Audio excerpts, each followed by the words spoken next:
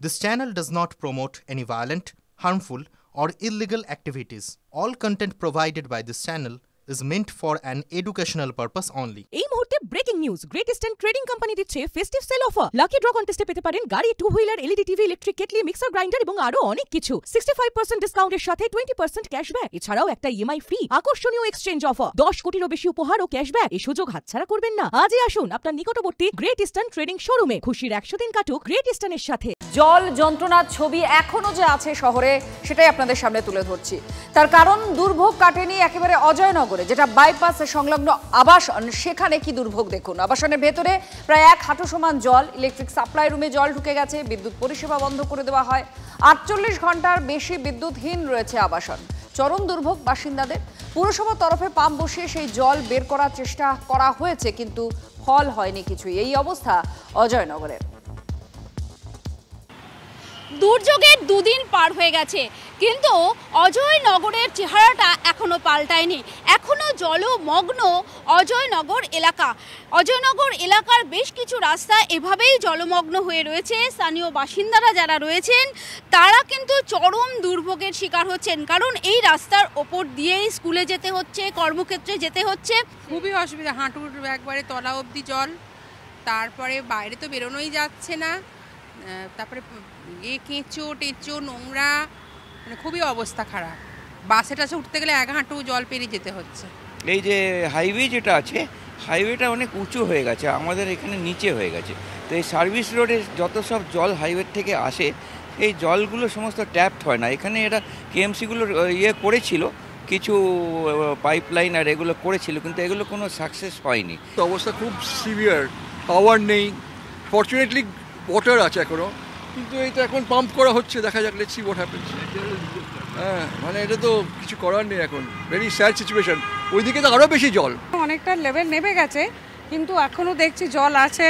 তো আজকে শুনছি যে কারেন্টটা বোধহয় এসে যাবে, সিএসসি লোক এসে দেখে যাচ্ছে। খুব অপ্রাণ চেষ্টা হচ্ছে যে জলটাকে বার করার। আসলে বাইরেও তো এত বেশি জল না, সেই জন্য আমাদের ভিতরের জলটা বাইরে বেরোতে খুব কষ্ট হচ্ছে।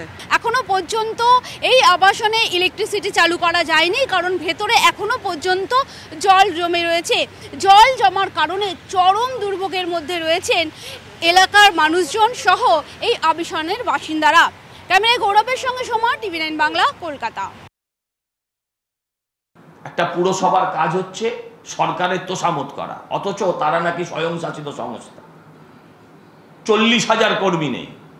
যে প্লাস্টিকগুলো বার করছিলেন, সেই প্লাস্টিকগুলো বার করার কর্মী নেই কলকাতা পুরসভার। মেয়র যেটা কালকে খোঁচাচ্ছিলেন ছাতা দিয়ে, 40,000 পুরসভায় কর্মী নেই।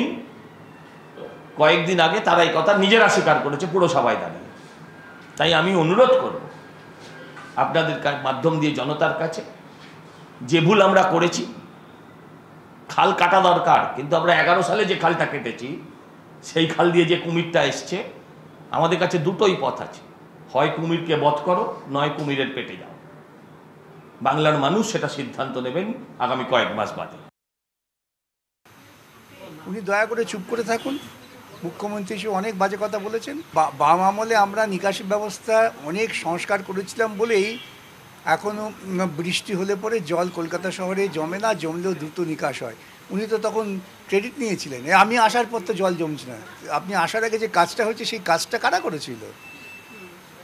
এখন এই ধরনের অবান্তর কথা বলেন। পুরসভার যে পরিমাণ সংখ্যক যা নির্দিষ্ট স্যাংশন স্ট্রেংথ, সেখানে প্রচণ্ডভাবেই কর্মী সংখ্যা কম।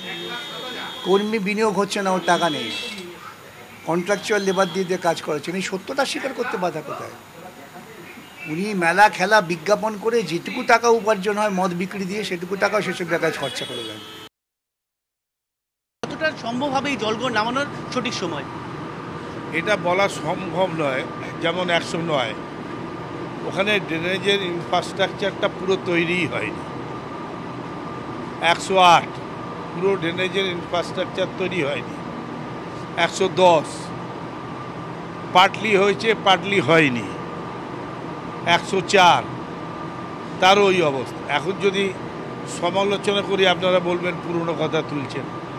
আমি রাজ্যে ক্ষমতায় থাকার জন্য পৌরসভায় ক্ষমতা থাকার জন্য 100টা ওয়ার্ডকে 144 করে দিলাম।